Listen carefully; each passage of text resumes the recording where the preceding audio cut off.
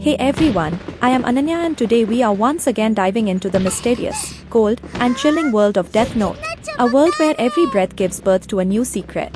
If you noticed in the last episode, the story has now reached a point where the line between truth and lies has become blurred.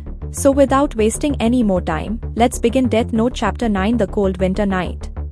Death Note Chapter 9 opens on a cold winter night, where snow is gently falling over the city. A girl is standing alone on a flyover, the wind brushing against her face. There is anger burning in her eyes, but behind it lies an unspeakable sorrow. She whispers to herself, Rai is not dead, he was killed by Kira. Her voice trembles, and she turns around, disappearing suddenly into the snow. The frame slowly shifts to L, who begins to speak in his calm yet intense voice. If Kira can control his victims' actions before they die, then for him to get the file sent to all 12 of them and then kill them afterward, it means something crucial. All 12 FBI agents who were killed had files containing photographs of the others involved in the mission. Kira must have seen one agent's file, made him send it to all the others, and then killed him. In that FBI case, the agent Kira had direct contact with was among those who were supposed to receive the file. That means Kira needed to know all their faces before he could act. So the key isn't the exact time of their deaths, it's the order in which they received the file. The scene shifts to Light's home, where the entire Yagami family is sitting together at the dinner table. Light's father clears his throat and begins the conversation. Soichiro says, why the meeting? We are not celebrating anything new, are we? It's not even New Year's yet. Their mother softly interrupts, be quiet Sayu. Sayu looks at her father with wide eyes and says, wow, I guess I kind of knew. But still, you are amazing, Dad. Soichiro looks serious and replies, I'm in charge of the special task force that's investigating the Kira case. He pauses for a moment before continuing, there's no point in hiding it, as you'll find out eventually anyway. So I'm telling you this now. But that isn't what I wanted to tell you.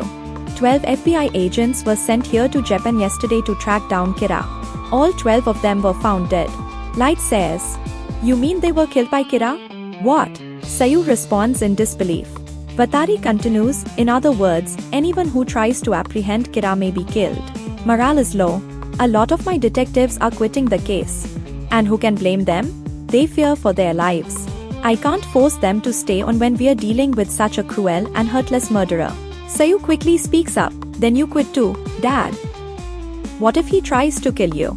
Their mother adds with concern, she's right. Your life is more important than your career. All you have to do is resign. No. I'm seeing this case through to the end. I will not succumb to evil. Sayu says softly, Dad. Vatari's wife adds with concern, dear. Light sits silently, his head lowered. For a moment, the room falls quiet. Then he slowly rises to his feet and looks at his father. I'm proud of you, Dad. You're absolutely right. If anything happens to you, Dad. A cold determination settles over the room as Light stands abruptly. The words leave him like a vow carved in ice. I'll see that Kira gets the death penalty, I swear it. He moves away from the table, his footsteps heavy. The door shuts with a hard, echoing slam that seems to push the warmth from the air. Light walks away and slams the door hard. A single voice calls after him, small and surprised, pulling every eye to the doorway. Mother. Light. The family turns as one. Light does not look back. He begins to climb the stairs, each step a quiet retreat into the resolve that sits under his calm. Everyone turns toward the door. Light begins to climb the stairs. Ryuk speaks from behind. From the shadows of the stairwell, Ryuk comments with lazy amusement, his tone like a dry wind in a graveyard. Ryuk. That was worth an Academy Award. Light keeps going, not pausing, answering without a backward glance. His voice is steady, almost casual, but it carries the cold weight of what he means. Light. Gotta hand it to you, you amazed me yesterday to the way you killed those FBI agents. A cut. The city swallows light and warmth and the scene opens underground where the human tide presses against the platform edges. The fluorescent lights hum, distant and clinical. Scene shift. Shinjuku Station underground. Light stands in the dark fringe, watching faces flow past like anonymous targets. His silhouette is a shadow among shadows. The platform is packed with humans. Light stands in the shadows watching the crowd. He scans the crowd with the unsettling calm of someone who calculates consequences like clockwork. Light. Wow, this is a lot of humans, you gonna do it here? A voice answers, smooth, confident. It lays out the cold experiments of a mind that treats death like a laboratory result. Kira. I have been doing a lot of research and experiments the past 6 days. Now you will see the results. Light reacts with a single word, curiosity folded into disbelief. Light. Experiments. The explanation follows, clinical and precise, revealing a method that turns intention into execution through paper and name. Kira. Aha, I used the death note on a bunch of local criminals to test different ways of killing them. If I write the cause of death details first and then write a name later, the person dies that way. Light shows a flicker of surprise, information landing and rearranging his plan. Light. I did not even know that. Footsteps cross the platform. Rai appears, moving through the crowd unaware of the trap tightening around him. Rai walks into view. Light spots him and moves quietly, hiding behind his jacket. Light narrows the distance, a predator folding the last measure of space between them. Light. There he is. He falls into step behind Rai, careful, precise. Then he moves in front and blocks the path as if the world has shifted to place them alone. Light follows Rai at a distance, then steps closer and blocks his path. The line is a blade. Light delivers it without mercy, a thread that carries the finality of a judge's gavel. Light. Rai PNBR, if you turn around I will kill you. He doubles down, a whisper that feels like a drop of ice in the air. Light. I am Kira, if you turn around or put your hands in your pockets or do anything else I will kill you instantly. Rai freezes. The crowd blurs into a wall of sound. Recognition and dread cross his face like a shadow passing over sun. Rai freezes, his expression changes. His breath catches. The voice rings a bell somewhere in his memory, a chill of familiarity that refuses to fade. Rai. Oh my god, this voice, though I have heard it before. Light steps closer, the city's noise folding around them until only the scrape of footsteps and the hum of the station remain. He fixes his gaze on Rai as if reading the lines of fate itself, calm like a man who has rehearsed this moment 1,000 times. First, I am going to prove to you that I am really Kira. He points toward a nearby coffee shop with slow, deliberate motion, as if indicating the final piece of a demonstration. See that coffee shop over there, the man with glasses at the front? The employee will die in 2 minutes. Rai's panic flares before his words can form. He stumbles between disbelief and the urge to stop what is coming. You cannot stop me. Light does not waver. His voice is flat, like a verdict already delivered. But that man raped several women and could not be prosecuted because of insufficient evidence. He was a menace to society and deserved to be punished. There is no plea in Light's look, only a cold justification that feels like ice closing over a wound. It is too bad, but I figured at least one demonstration would make you believe me. He narrows his eyes, as if explaining a simple rule of the world to a child. I expect you have heard this from else, so you probably know it already, but I cannot kill someone unless I know what they look like. Rai swallows. The seconds thin into a wire. Around them the crowd moves, oblivious, while a fate written elsewhere tightens to a single, inevitable point. A cold, controlled smile crosses Light's face as he steps closer. The station noise fades away until only his voice and the hum of the crowd remain. But that also means I can kill every one of the people we see around us here. If you'd like to make a request, go ahead. I'll kill them for you. Rai's hands tremble. He swallows, the words catching in his throat. Stop, that was enough. I believe you. Light's voice softens with cruel calculation. He studies Rai as if weighing a life like an object. Of course, I suppose losing someone you love would be much harder for you than seeing strangers die. Well, guess WHO I've taken hostage. Shock flares across Rai's face. You've taken her hostage? Light inclines his head, steady and unbending. That's right, I've been studying you. And if you do anything even slightly different from what I tell you, I will kill her and your entire family as well. And you too. Of course. Rai blinks, frantic and trying to buy time. Alright, what do you want me to do? Light reaches into an envelope and passes it forward with measured calm. You have your laptop with you, correct? Does it contain a file with all the FBI agents in Japan? Rai forces brightness into his voice, masking panic.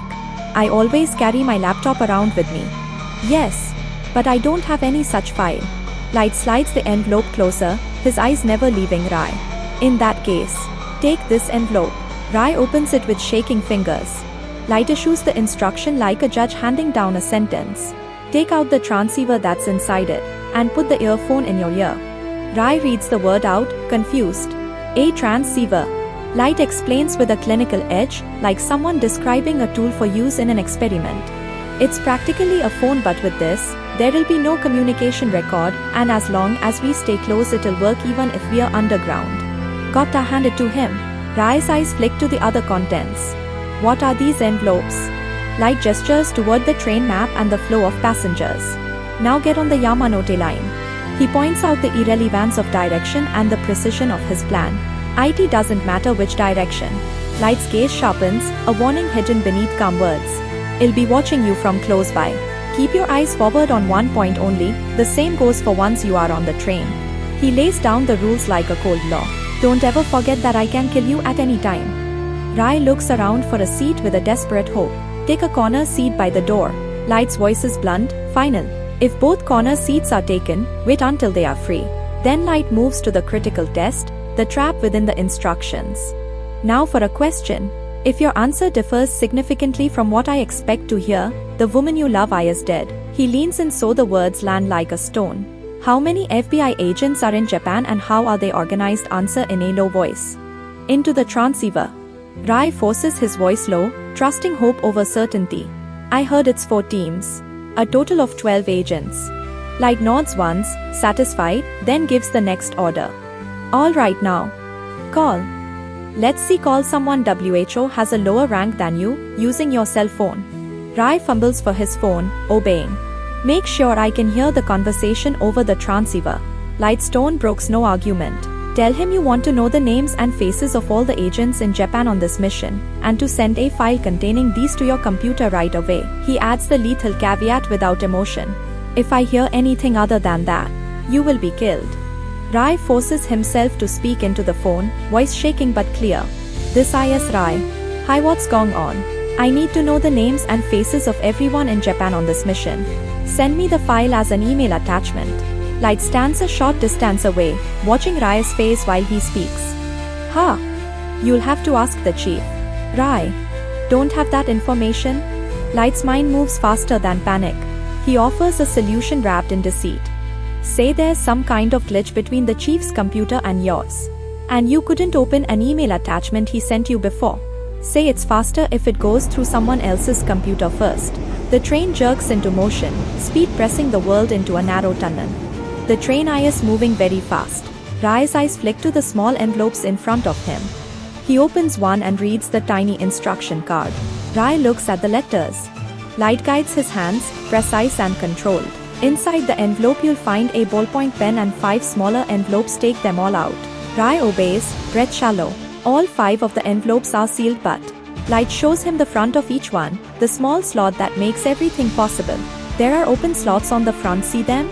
Rai's voice cracks between shock and disbelief. What the heck?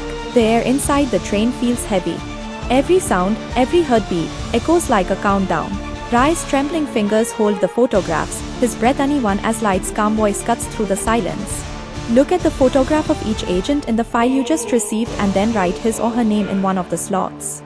Make sure each name is spelled correctly.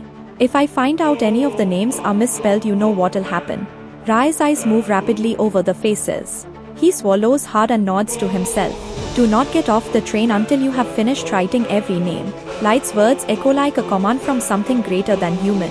If you follow these instructions carefully, I guarantee that the woman and your family at least will not be touched. Rai's voice breaks as he whispers under his breath. At least so he's going to kill all the agents. Writing down their names. Then it's gotta be. He looks out the window, the reflection of his face pale and frightened. But damn, I'm dealing with a cold-blooded killer here. If I don't obey his instructions. He exhales slowly, trying to steady his hand.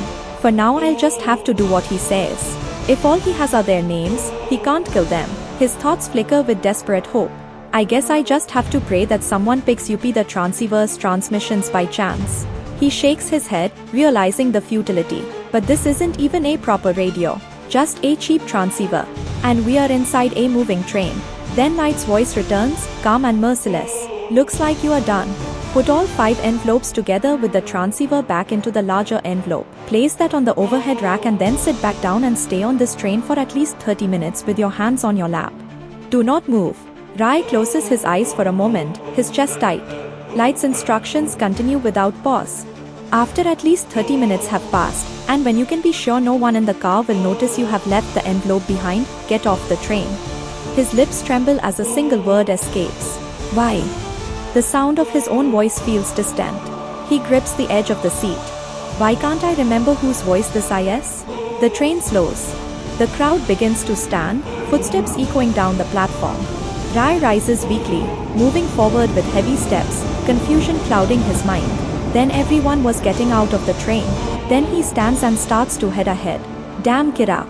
He grips his chest suddenly, a wave of sharp pain tearing through him. Who the hell is it? His body stiffens, the world fading at the edges. His hand presses against his heart as if to hold it in place. His nerves freeze. He can't move. His heart races in panic, then stops. He falls to his knees. His vision blurs as he collapses onto the floor. The metallic doors of the train begin to close before him. His last breath leaves his body as his fading eyes catch the figure standing at the platform. Light Yagami. Goodbye Rai Penber. The doors slide shut. Rai's lifeless body remains still as the train pulls away, disappearing into the dark tunnel. The scene fades. The next frame opens with Light in his room, reading with calm satisfaction. Now all the FBI agents have acted the same way and died of heart attacks after receiving the file. His eyes trace the list before him. But the order they died and the order they received the files were totally random. Light flips through the pages. Names and times fill the notebook. Yonegor Naomi. Heart attack. Dies at 3:05 p.m. on 27th December 2003. Rai Penber. Heart attack. Passes in front of the Kafil coffee shop in Shingoku Station Underground at 3 p.m. on 27th December 2003. Carrying his laptop computer, boards a train on the Yamanote line. Dies 3 seconds after getting off the train. He smirks, reading the rest quietly to himself. Freddy Gunter. Arire Weekwood. Leon Zapak. Tours Denote. Ale Finderim. Best Skelet. The scene changes again. A dark room, monitors flickering with reports. L speaks, his tone analytical, calm yet heavy with thought. Thank you, Director. With your computer records and information from the NPA, I've been able to work out the order they received the files, and the order they were killed. Ellis' fingers tap on the table as his voice continues. Kira, I'm sure you controlled this as much as you could. But if my deduction is correct, the order in which these agents received the file is an important clue. You were in touch with one of the first ones WHO got it. His gaze shifts slightly, thoughtful yet unyielding. The camera pans to a reflection in the glass. Inside a lonely train, a single girl rides through the empty city. The sound of the wheels fades beneath the low hum of light and shadow. And as the frame darkens, the story closes with quiet finality. The beginning of the end had already been written. And Kira was only getting started.